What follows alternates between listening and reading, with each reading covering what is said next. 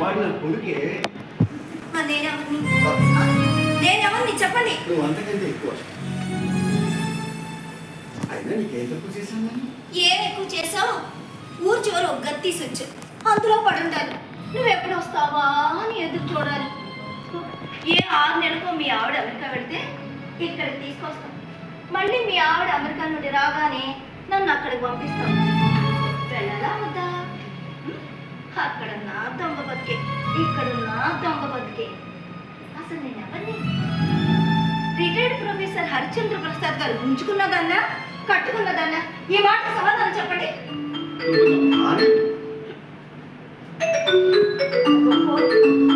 మళ్ళీ ఫోన్ చేస్తుంది. తీసేవాళ్ళు అలా చేస్తూనే ఉంటుంది. నేను వెళ్తా, మాట్లాడు, వింటాను. నువ్వు నాకు తెలియకుండా మీ ఆవిడతో ఏం మాట్లాడుతున్నావో, మీ ఆవిడకి తెలియకుండా నాతో ఏం మాట్లాడుతున్నావో నాకు తెలియాలి. నీ టాలెంట్ నేను చూడాలి కదా. మాట్లాడు. చంపే దాంతో సుఖం లేదు, అందుకే నిన్ను తోడుకుంటాను. అయితే మూడోదాన్ని తనుకో, అది ఇస్తుంది బాగా సుఖం. జీవితంలో మరోసారి బుద్ధిమంతం చేస్తానా? వచ్చిందా? వచ్చింది, బాగా వచ్చింది. కాకపోతే కాస్త ఆలస్యంగా వచ్చింది. నీతో దిగాక తెలిసింది. బుద్ధి తక్కువే నీతో దిగాను. నన్ను నేను గెలుచుకోలేక, నన్ను నేను తెలుసుకోలేక. చెప్పాను కదా, తీసేవాడు అలా చేస్తూనే ఉంటుంది. ఏదో ఒకటి మాట్లాడతాను, ఏదో ఒకటి చెప్తాను. తను వింటుంది. తను వినే వరకు చెప్తూనే ఉంటాను. ఆ క్షణంలో ఏం మాట్లాడుతున్నా నాకు తెలియదు. అది నేను వినకూడదు, అంతేనా? అయినా నువ్వు అలాంటి విషయాలు ఎన్ని చెప్పలేదు? అవన్నీ గుర్తున్నాయా? మంచం ఎక్కినప్పుడు చెప్పిన విషయాలు మంచం దిగ్గానే మర్చిపోతాను. అవన్నీ నేనేనా మర్చిపోతాను? ఈ ఇల్లు రాస్తానన్నా, రాసావా? ఎప్పుడు ఇల్లు రాయమన్నా? డాక్యుమెంట్స్ బ్యాంకులో తాకట్టు పెట్టాను అంటావు. తాకట్టు పెట్టావో లాకర్లో భద్రపరిచావు ఎవరికి తెలుసు? తాకట్టే పెట్టాను. నీతో దిగిన తర్వాత నేను చేసిన మొట్టమొదటి తప్పు ఇంటిని తాకట్టు పెట్టాను. వాటిని విడిపించుకోవడానికి ఇప్పుడు నా దగ్గర డబ్బు లేదు. మనం తిరిగిన తిరుగులకి, చేసిన చేష్టలకి నా సంపాదన సరిపోక ఇంటిని తాకట్టు పెట్టాను.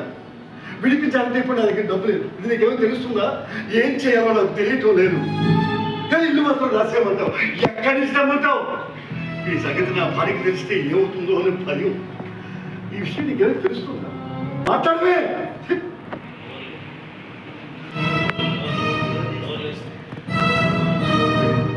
నోరు లేస్తుంది.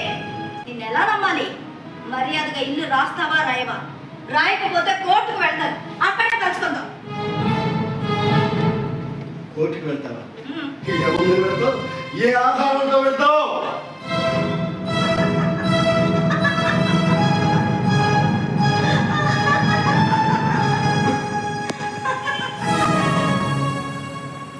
నువ్వు ఇలా ప్రశ్నిస్తావని తెలుసు హరి.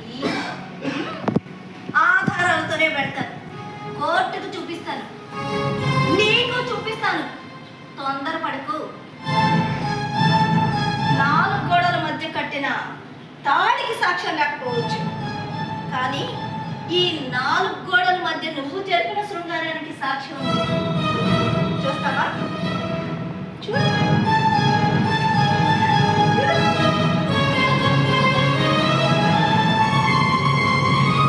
ఇంకా చూస్తే గుండెకి చస్తావు. అసలే 2 స్టంట్లు పడ్డాయి.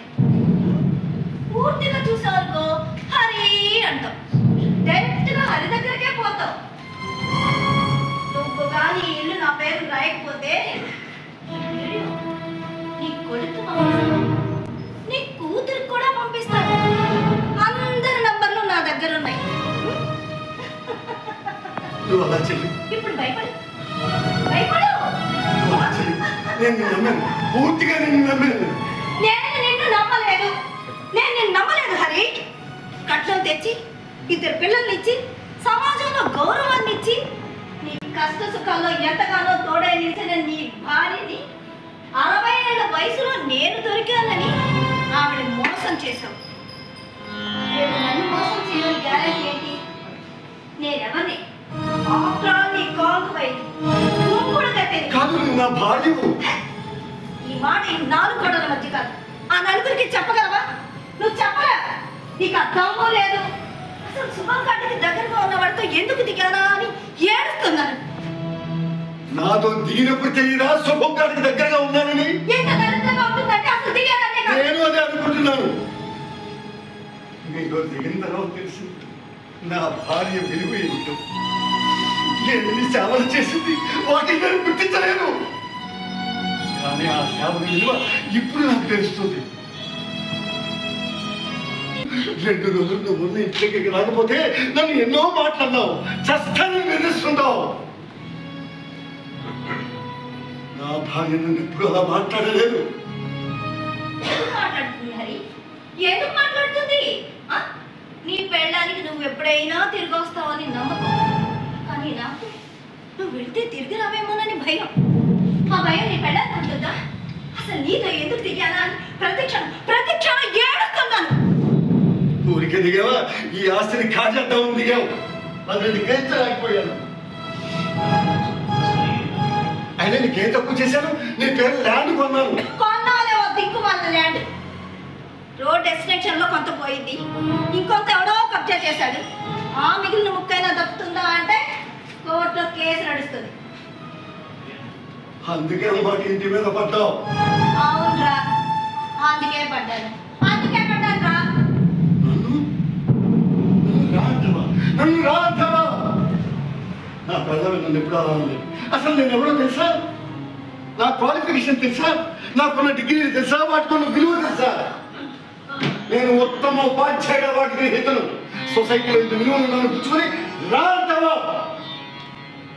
నువ్వెవడవైతే నాకేంట్రా కోడి రా అన్నందుకే అంతలా అవమానంగా ఫీల్ అవుతున్నా. నా కాలు నీ గుండెల్లో తాగినప్పుడు అవమానంగా అనిపించలేదా? ఆ క్షణాన మాట్లాడతావేంటి? అలా ఎవరైనా మాట్లాడతారా? ఇలాగే మాట్లాడతాను, నేను ఇలాగే మాట్లాడతాను. ఇంకా కిందకి దిగి మాట్లాడతాను. నువ్వు భరించలేవు. ఇందులో నాకు డాక్టరేట్ ఉంది, నా మాటలకు సంస్కారం లేదు. మర్యాదగా అడుగుతున్నా, ఇల్లు నా పేరుని రాస్తావా? రాయవు. రాస్తాను అని వాయిదాలు వేసుకుంటూ పోతున్నావు. రాస్తాను, తొందర ఎందుకు? తొందర నాకు కదరా, నీకు. రేపు నువ్వు తొందరగా పైపోయావు అనుకో, నీ వాళ్ళు నీ శవాన్ని కూడా చూడనివ్వరు నన్ను. అప్పుడు నా గతేంటి?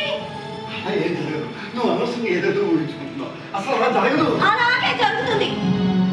ఆ వీడియోలు నాకు ఎలా రావో చూస్తా. వాటిని కానీ బయటపడితే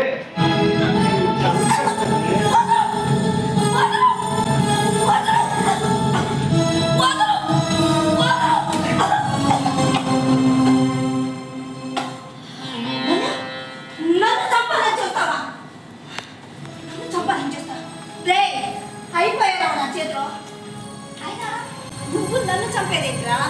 నువ్వు రోజు తాగే 2 పెగ్గుల్లో 2 చుక్కలు విషం వేస్తే ఎప్పుడో హరి అనేవాడి. కానీ ఇంతకాలం ఎందుకు వెయిట్ చేశానో తెలుసా? ఈ ఇల్లు నా పేరు రాస్తావని. కానీ ఎలా రాయో నేను చూస్తాను.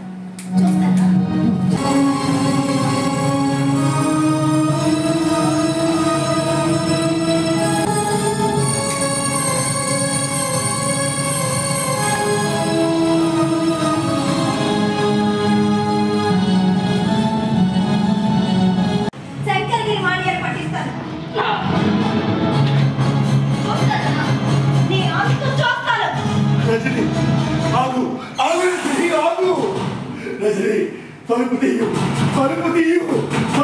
రజని.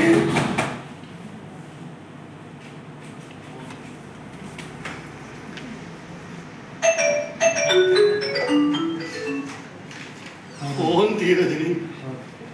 హలో రజని, ఫోన్ తీయు. కారు తీయకు. నువ్వు రా, నీ మాట వింటాను. రాస్తాను, ఇల్లు రాస్తాను, నీ పేరే తీస్తాను.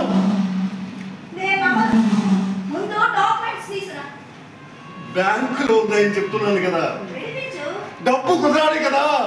సంపాదించు, క్వాలిఫైడ్ కదా, డిగ్రీలు ఉన్నాయి కదా, నువ్వు తలుచుకుంటే ఆ మాత్రం డబ్బు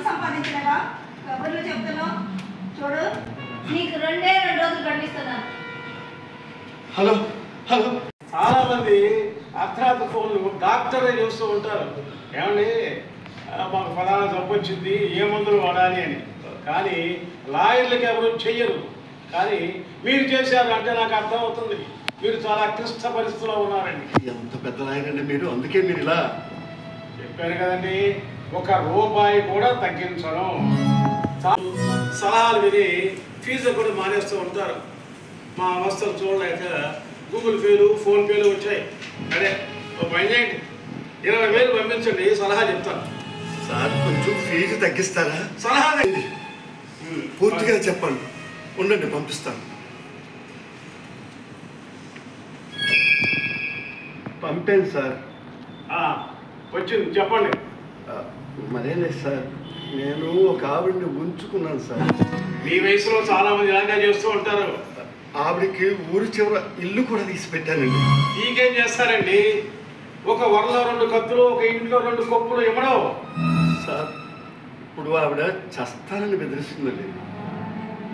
ఏముంది, మీరు లోపల పోతారు. నరరూప రాక్షసిగా ఉన్న ఒక మనిషిని చూద్దామని వచ్చాము. ఏం మాట్లాడుతున్నారు మీరు? మర్యాదగా బయటకు వెళ్ళండి, లేకపోతే పోలీసులు పిలవాల్సి వస్తుంది. పోలీసులు పిలుస్తారు. పిలవండి పోలీసుల్ని. మీరు గట్టిగా ఇస్తేనే భయపడతానుకున్నారా? పిలవండి. ఎంత ఇచ్చాడు ఈ కాంట్రాక్ట్ మటర్కి? మీరు చాలా ఎక్కువగా మాట్లాడుతున్నారు. ఎంత తక్కువగా మాట్లాడుతున్నాను? నడి రోడ్డు మీద రక్తపు మడుగుల్లో నీ కారణంగా చచ్చిపోయిన నా అల్లుడి శవాన్ని చూసి కూడా నేను చాలా గౌరవంగా ప్రశాంతంగా మాట్లాడుతున్నాను. అందుకు మీరు నా అభినందించాలి. మీ అల్లుడి చావుకి నాకు సంబంధం ఏంటండి? నేను మొన్ననే అమెరికా నుంచి వచ్చాను. అంటే అప్పుడే ఎలివి సృష్టించుకున్నారు అన్నమాట. నాకు తెలుసు, ఈ సమాజంలో నేరం చేసిన వారెవరూ తమ నేరాన్ని అంగీకరించరు. నేరస్తులంతా తమ నేరాన్ని అంగీకరిస్తే మీలాంటి న్యాయవాదులంతా నిరుద్యోగులు అయిపోతారని చాలా తెలివిగా మాట్లాడుతున్నానే. అయినా నువ్వు చేసిన నేరాన్ని నువ్వు అంగీకరిస్తావని నాకేం నమ్మకం లేదు. పిచ్చిగా చూడు, వ్యాపారంలో ఏమైనా లావాదేవీలు ఉంటే కూర్చుని మాట్లాడుకోవాలి, చర్చించుకోవాలి. అంతేగాని మనుషులు లేపేస్తారా? మీరెన్ని సాక్ష్యాలు సృష్టించుకున్నా నేను మిమ్మల్ని వదలను. నా కూతురి విధవ చేసిన మిమ్మల్ని వదలటానికి నేనేమైనా వ్యర్థం అనుకుంటారా? వదలను, మిమ్మల్ని ఎవరిని వదలను. వదలకపోతే చట్ట ప్రకారం ఏం చేయాలో చేసుకోండి. అంతేగాని ఇలా ఇంటి మీదకి వచ్చి బెదిరించడం మంచి పద్ధతి కాదని తెలుసుకోండి. అయినా మీరు ఒక లాయర్ అయ్యండి, ఇది మీరు చేయకూడని పని అని గుర్తుంచుకోండి. ఎంతటితో మీరు ఆగకపోతే మీ మీద యాక్షన్ తీసుకోవాల్సి వస్తుంది. ఆవిడ ఎందుకు అరెస్ట్ చేయలేదండి? అది ముందు చెప్పండి. ఎంక్వైరీ జరుగుతుందండి, పూర్తి కానివ్వండి, అప్పుడు చెప్తాను మీ ప్రశ్నకు నా సమాధానం. అయినా ఇది ఒక యాక్సిడెంట్. ఇది యాక్సిడెంట్ ఎంత మాత్రం కాదు, ఇది ఒక కుట్ర. ఏమిటండి ఏమిటండి మీరు చేస్తున్న ఎంక్వైరీ? నేను మీకు సాక్ష్యం ఇచ్చాను, సాక్షుల్ని ఇచ్చాను. అయినా సరే మీరు ఈవిడ ఇంతవరకు అరెస్ట్ చేయలేదంటే నేను మిమ్మల్ని అనుమానించవలసి వస్తుంది. అనుమానించండి, దానిలో తప్పే ఉంది. యూనిఫామ్ వేసుకున్న తర్వాత మేము ఎంత నిజాయితీగా డ్యూటీ చేసినా పబ్లిక్ ఎప్పుడూ మమ్మల్ని అనుమానిస్తూనే ఉంటుంది. ఇంకొకసారి మీరు ఇంటి మీదకి వచ్చి గొడవ చేస్తే మిమ్మల్ని లోపలేయవలసి వస్తుంది. అంతవరకు తెచ్చుకోకండి. అందుకు నేను సిద్ధపడే వచ్చాను. అసలు ఇలాంటిది ఏదో జరుగుతుందని నేను అనుమానిస్తూనే ఉన్నాను. ఏమిటండి మీ అనుమానం? అంత అనుమానం ఉన్నవారు మీ అల్లుడిని జాగ్రత్తగా ఉండమని చెప్పలేకపోయారా? ఏ పోలీసులు మధ్యాహ్నం చెప్తున్నారా రోజు హెల్మెట్ పెట్టుకోండి, సీట్ బెల్ట్ పెట్టుకోండి, తాగి బండి నడపొద్దని? అయినా యాక్సిడెంట్ జరిగిన రోజున మీ అల్లుడి శరీరంలో ఎంత పర్సెంటేజ్ ఆల్కహాల్ తెలుసా మీకు? అయినా ఇవన్నీ వారికి అలవాటేనండి. అయినా మీరు ఆ డ్రైవర్ స్టేట్మెంట్ ఇంతవరకు రికార్డ్ చేయకపోవడానికి కారణం ఏంటి? ఆడదని తెలిసారా? తప్పు చేస్తే ఆడైనా మగైనా ఒకటే. ఆవిడ మాట్లాడే స్థితిలో లేరు. నేను మాట్లాడిస్తాను. ఆవిడతో నిజాలు తెప్పిస్తాను, ఇప్పిస్తాను. ఆ స్టేట్మెంట్ ద్వారా నేను ఎవరిని వదలను కాక వదలను. గారు, ఆ యాక్సిడెంట్ జరిగిన రోజున వీళ్ళ ఆయన ఏదో ఒక్కతో నాకు ఫోన్ పే చేశారు. అంటే నేను ఎక్కడున్నానో తెలుసుకోవడానికి కదా. అసలు ఫోన్ ఎందుకు చేశాను అడగండి, కాదని చెప్పమనండి. ఈవిడ దగ్గర ఎల్బీ ఉంటే నా దగ్గర సాక్ష్యం ఉంది. అది చాలు వీళ్ళు అరెస్ట్ చేయించడానికి. నేను ఎవరిని వదలను, అందరినీ అరెస్ట్ చేయిస్తాను. అందరినీ అరెస్ట్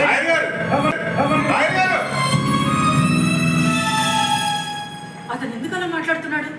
అతను అలా మాట్లాడడంలో తప్పు లేదు. అతను అల్లుడు చావుకి నాకు సంబంధం ఏంటి? మధ్యలో నేనేం చేశాను?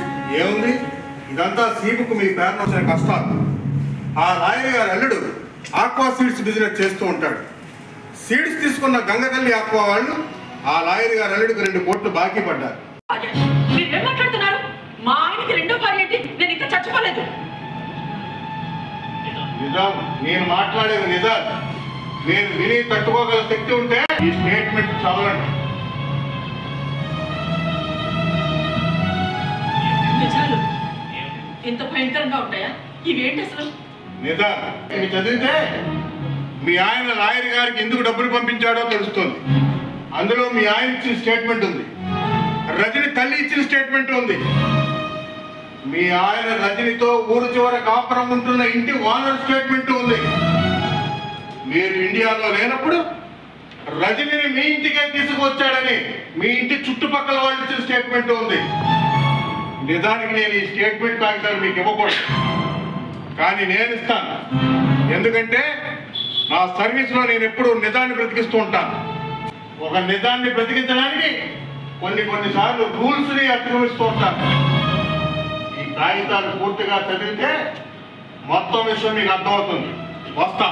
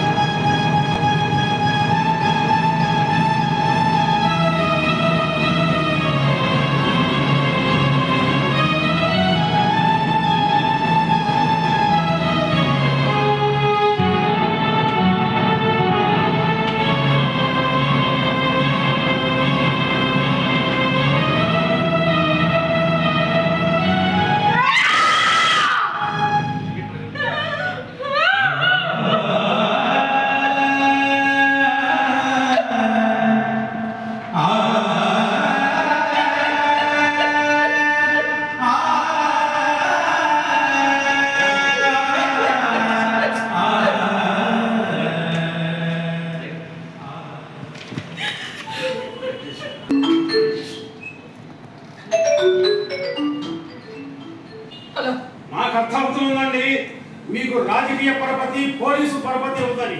అయినా మిమ్మల్ని వదలను. అవును, నువ్వు చెప్పింది నిజమే. నాకు అన్ని పద్ధతులు ఉన్నాయి. అయితే ఏం చేస్తావు? నీ అల్లుడు చావుకి నేనే కారణం. ఏం చేస్తావు? నీ దగ్గర తుపాకీ ఉంటే పట్టుకోండా, నన్ను కాల్చుకోలే. లేదా కత్తుంటే తీసుకోండా, నన్ను పొడుచుకోలే. నా చావుకి ఎవరు కారణం కాదని నేనే రాసిస్తాను. కాదు, రాసిచ్చే ఓపిక నాకు లేదు. నువ్వే రాసి తీసుకురా, నేను సంతకం చేస్తాను. సంతకం చేసే ఓపిక కూడా నాకు లేదు. వేలి ముద్ర వేస్తాను. కాదు, అసలు వేలి ముద్ర వేసే ఓపిక కూడా నాకు లేదు. అది కూడా నువ్వే వేసి తీసుకురా. నీకేం భయం లేదు. రా రా రా, బయటికి ఇక్కడ రా రా.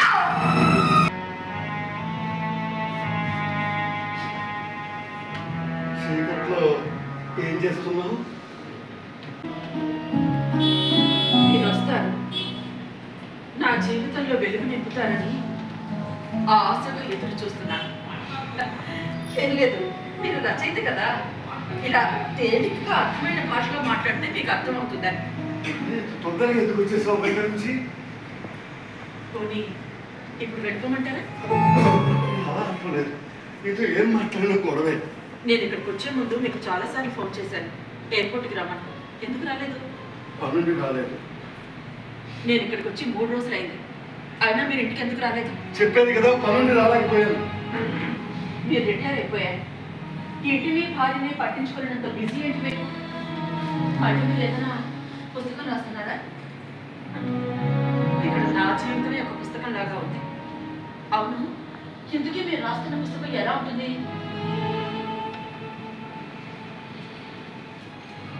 ఓ పాకుడు రాడని గుర్తు చేస్తుందా? లతా సాహిత్యంలో ఉంటుందా? ఎండమూరి ఋషిలా ఉంటుందా? చెప్పండి. ఇన్ని పుస్తకాలు చదువు నేనే వాటిని మర్చిపోయాను. నువ్వు బాగా గుర్తుంచుకున్నావు. నువ్వు గ్రేట్. పుస్తకాల్లో రాసిన రాతలు జీవితాల్లో ఎదురైనప్పుడు మనిషికి పుస్తకాలే గుర్తుకొస్తాయి. అవును, మీరేంటి ఇలా అయిపోయారు? తిండి తింటలేదా? సమయానికి నిద్రపోవడం లేదా? మీరు ఎంత బిజీగా ఉన్నా మీ ఆరోగ్యం గురించి పట్టించుకోవాలి కదా. ఎందుకు? మరొక కొత్త దానికి పరిచయం చేయాలి అంటే మీకు ఓపిక కావాలి కదా. రాసే మూడు లేదు. ఎలా ఉంటుంది నా పిచ్చిగా? ఎలా ఉంటుంది చెప్పండి? మన కారు చక్రాల కింద ఒక మనిషి పడి చచ్చిపోతే ఎలా ఉంటుంది? అయినా అలాంటి వాతావరణంలో ఎవరికి మాత్రం కలం కదులుతుంది చెప్పండి? నేనేం చేయను, ఇది ఒక యాక్సిడెంట్. కానీ ఆ ఆయన అలా అనుకోవడం లేదు. ఇదంతా ఒక పెద్ద కుట్ర అంటున్నాడు. అతను అలా అనుకుంటే మనం మాత్రం ఏం చేయగలం? మనమే చెయ్యాలి. అలా అనుకోవడం తప్పు అని చెప్పాలి. లేకపోతే అతను నన్ను విలన్లా చూస్తున్నాడు. అతనికి చెప్పి చెప్పి విసిగిపోయాను. నిజమే. అవును, నాకు తెలియక అడుగుతాను, ఎవరైనా కారు డ్రైవర్గా మగాళ్ళని పెట్టుకుంటారు. మీరేంటండి బాబు ఆడపిల్లని పెట్టుకున్నారు? ఓ, ఇది మీరు కనిపెట్టారన్నమాట. ఎడిసన్ బల్బు కనిపెట్టినట్టు, మన జీవితాల్లోకి వెలుగు వచ్చినట్టు ఆడపిల్లలు కూడా డ్రైవర్లుగా పనిచేస్తూ జీవనం సాగించవచ్చు, అలా డ్రైవర్లుగా పనిచేస్తూ జీవిత యాత్రను కొనసాగించవచ్చు అని ప్రయత్నాలు చేస్తున్నారు అన్నమాట. Very good. మిమ్మల్ని నేను అభినందిస్తున్నాను. స్త్రీ జాతిని ఉద్ధరించడానికి కలం పట్టిన ఒక చలగారు కనిపిస్తున్నారు మీరు.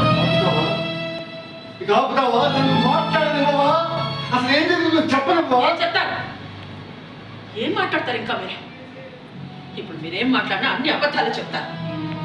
ఒక నిజాన్ని కప్పిపుచ్చడానికి నా భర్త అబద్ధాలనే స్థాయికి దిగజారిపోయాడని నిజాన్ని నేను భరించలేను. మీరు మాట్లాడాలనుకుంది, మీరు చెప్పాలనుకుంది ఇదిగో ఈ కాగితాలు చూపిస్తున్నాయి. అవి నిజం కాదంటారా? కాదంలో మీ ధైర్యం మీకుందా? ఇంకేం మాట్లాడతారు? చేతికి ఎలా వచ్చాయి? ఎందుకు వచ్చాయని అడగండి. ఒక నిజాన్ని తెలియజేయడం కోసం ఈ స్టేట్మెంట్స్ ని నా చేతికి ఇచ్చిన ఆఫీసర్ని నేను అభినందిస్తున్నాను.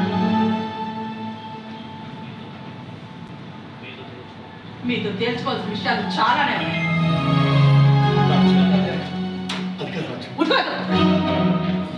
చెప్పదు, నాకు ఇంకేం చెప్పదు.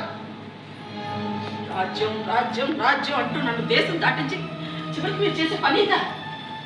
నేను మీకు ఏం తప్పు చేశాను? ఎందుకు ఇలా చేశాను? పోనీ వెళ్ళిపోదామా?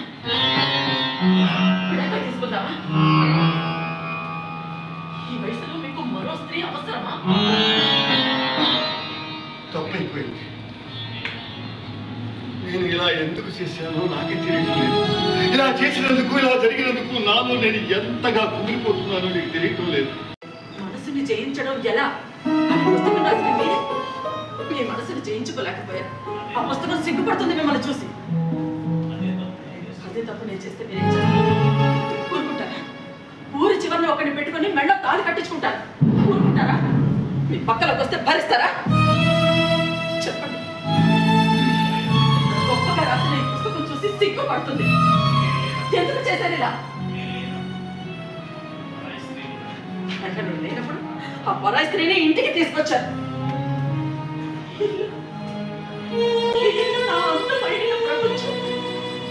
దాన్ని నాశనం చేసేసారు మీరు. ఎందుకు చేశారు? మనశ్శాంతి కోసం దొరికిందా? ఉన్నది కాస్త పోయింది. పాకేం చేస్తాం? నన్ను బాధ పెట్టాను. అది కదా రాజ్యం, ఏం జరిగిందంటే ముందు దగ్గరకు రావద్దు.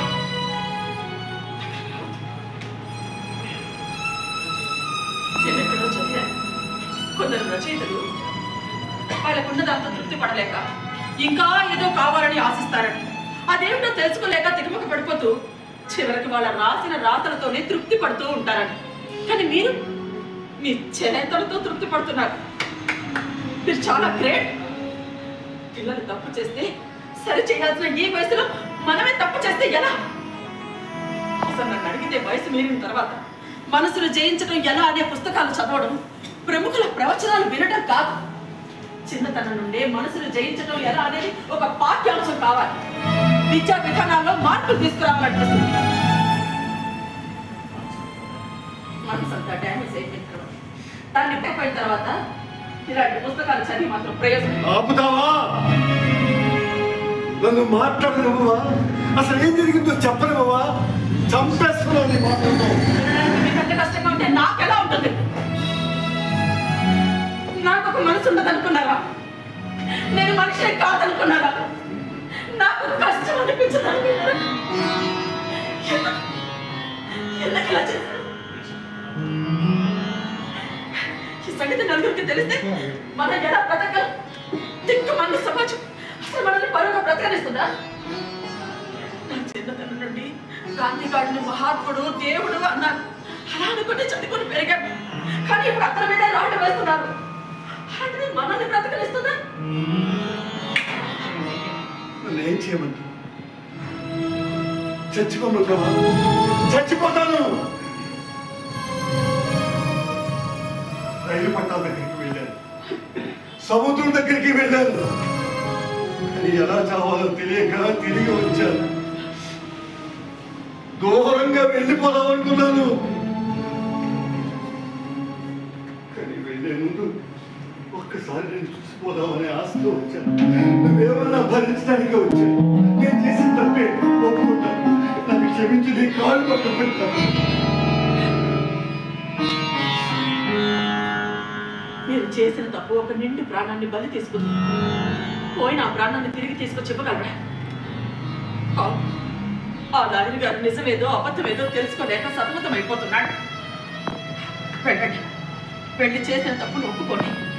యాక్సిడెంట్ ద్వారా వచ్చిన ఇన్సూరెన్స్ డబ్బులు వాళ్ళకి ఇవ్వండి. అది చాలకపోతే ఇంకొక రకంగా నేను సహాయం చేసి మీరు చేసుకోండి. నా దగ్గర డబ్బు లేదు, ఇంటిని కూడా తాకట్టు పెట్టాను. ఈ విషయం నీకు ఎలా చెప్పాలో తెలియక సిగ్గుపడుతున్నాను. పర్వాలేదండి, వెళ్ళిపోతే అద్దె గుంపులోనైనా ఆనందంగా కట్టాను. పరువు మర్యాదలు పోతే ఎలా బ్రతకాలని చెప్పండి. అయినా ఇంకా నా నగలున్నాయి. మనలాంటి వాళ్ళు అవసరాలకు ఉపయోగపడడం కోసం వాటి రేటు రోజు రోజుకి పెరిగిపోతుంది. ఆ డబ్బు తీసుకెళ్ళి వాళ్ళకి సహాయం చేయండి. కుటుంబంలో ఒక మనిషి నడి రోడ్డు మీద చనిపోతే ఆ బాధ ఎలా ఉంటుందో నాకు తెలుసు. ఎందుకంటే మా నాన్న కూడా అలాగే చనిపోయాడు. నాకు తెలుసు, ఆ విషయం నేను మర్చిపోలేదు, కానీ నీకు ఎలా చెప్పాలో అర్థం కావట్లేదు. ఇందులో అర్థం కాకపోవడానికి ఏముంది? మీ కారణంగా ఒక ఆడపిల్ల జీవితం చావు బతుకులు పాలైపోయింది. అదే నీ రచనే. ఆవిడ చూసుకోవాల్సిన బాధ్యత కూడా మీకుందిగా. వదిలిపెట్టొచ్చారి, వెళ్ళండి. చావు బతుకులు పాలైపోయింది. చచ్చిపోయింది రజని, రజని చచ్చిపోయింది. ఆమెకు నా మీద కోపం, తన మీద తనకే కోపం. ఆ కోపంలో నేను ఎంత వద్దంటున్నా నా మాట వినకుండా వెళ్ళిపోయింది. చివరికి ఇలా అయిపోయింది. 10 రోజుల పాటు మృత్యువుతో పోరాడి రైల్వే డాక్టర్ మూలాన రజని చచ్చిపోయింది. ఈరోజు ఆసుపత్రిలో కళ్ళ ముందు కూతురు ప్రాణాలు పోయినా డాక్టర్లు చెప్పిన మాట విని తన కూతురి అవయవాలు దానం చేసి 6 జీవితాల్లో వెలుగులు నింపింది రజనీ తల్లి.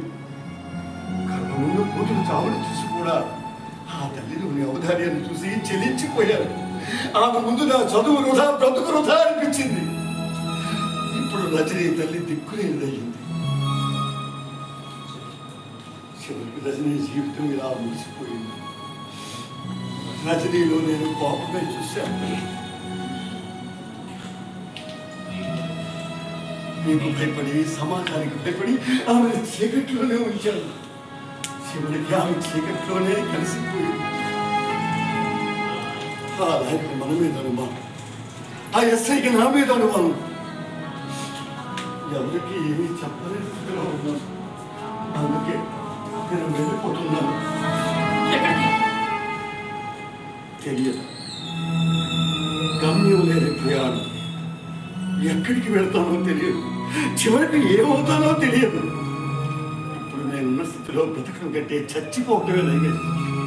నా మీద నాకే అసహ్యం వేస్తుంది. నేను చెప్పి చేసిన తప్పుల వల్ల ఇందరూ ఇంత మానసిక క్షోభం గురి చేస్తున్నాను అనుకున్నాను. క్షమించు, నేను వెళ్తున్నాను. బాగుంది, రజని వెళ్ళిపోయింది. మరి ఆమె తల్లి పరిస్థితి? అనాథ అయిపోయిన ఆమెని ఎవరు చూసుకుంటారు? ఏ తల్లి కోసమైతే రజనీ మీతో చీకటి బ్రతుకు గడిపింది, ఇప్పుడు ఆ తల్లిని ఆ చీకట్లో వదిలేసి వెళ్ళిపోతానంటున్నారు. ఇప్పటికైనా మీరు నాతో ఎదిరించి మాట్లాడి ఆ తల్లిని ఇక్కడ తీసుకొచ్చి చూసుకుంటానని చెప్పుంటే నేను ఆనందించేదాన్ని. చనిపోయిన రజని ఆత్మ ఏ లోకంలో ఉన్నా సంతోషించేది.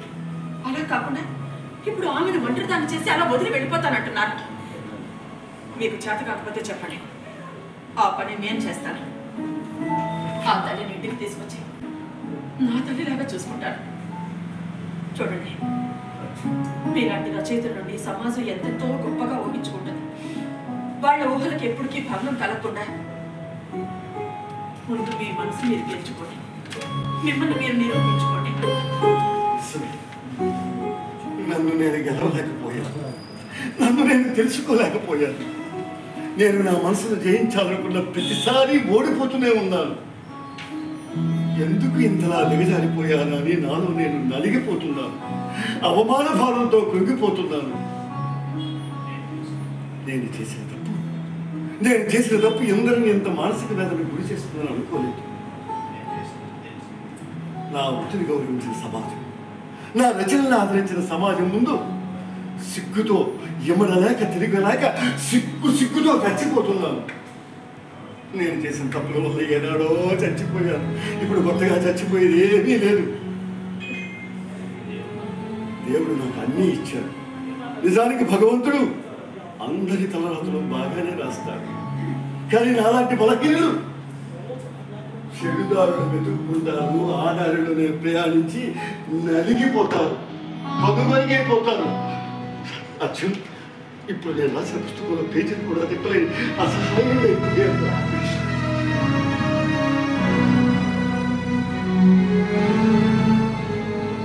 అది నీ తల్లిని ఇంటికి తీసుకొచ్చి నీ తల్లిలా చూసుకుంటాను అన్న ఒక్క మాటతో చలించిపోయాను.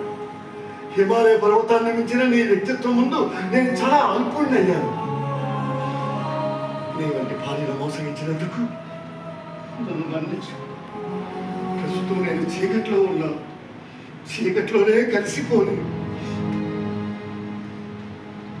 చూడండి, చేసిన తప్పును ఒప్పుకోనివాడు, సమర్థించుకునేవాడు ఎప్పటికీ చీకట్లోనే ఉండిపోతాడు. కానీ ఆ తప్పుని నిర్భయంగా ఒప్పుకున్నవాడు ఎప్పటికైనా చరిత్రలో నిలిచిపోతాడు. క్షమించమని అడగడానికి అహం అడ్డు రానివాడు ఆ మనిషి మహామనిషి అవుతాడు, మహర్షి అవుతాడు. నా భర్త మహర్షి. నిజంగా మీరు చేసిన తప్పుకి పశ్చాత్తాపడుతున్నారు, దానికి క్షమాపణ చెప్పుకోవాలనుకుంటున్నారంటే అది చెప్పాల్సింది నాకు కాదు. ఒక క్షణం.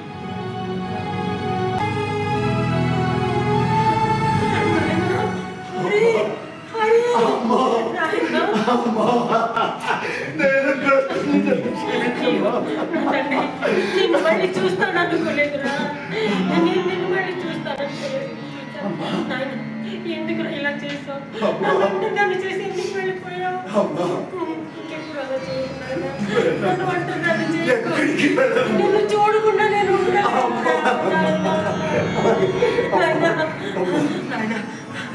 నేను చూడగానే నాకు చాలా సంతోషంగా ఉంది. కానీ నన్ను ఎక్కడికి వెళ్ళను. చాలా తక్కువ సమయం.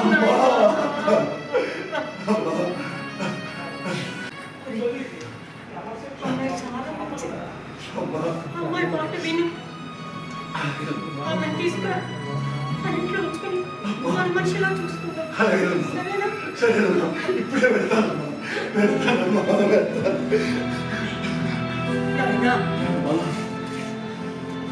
నా కోడలు, నీ భార్య ఉత్తమురాలు. అమ్మ రాజ్యం, నా కొడుకు లాంటి వాళ్ళ దేశంలో చాలా మంది ఉంటారు. కానీ ఇలాంటి వాళ్ళు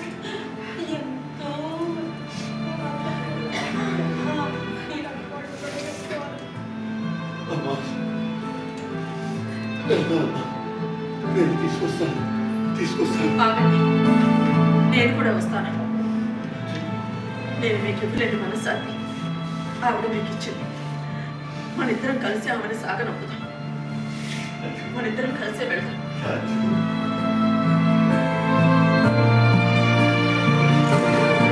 అందరికీ రాజ్యం లాంటి భార్యలు ఉండకపోవచ్చు, కానీ హరి లాంటి భర్తలు మాత్రం ఈ సమాజంలో చాలా